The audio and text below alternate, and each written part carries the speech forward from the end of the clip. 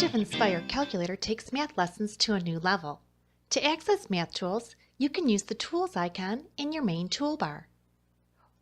Or go to Tools and Math Tools. Choose Calculator.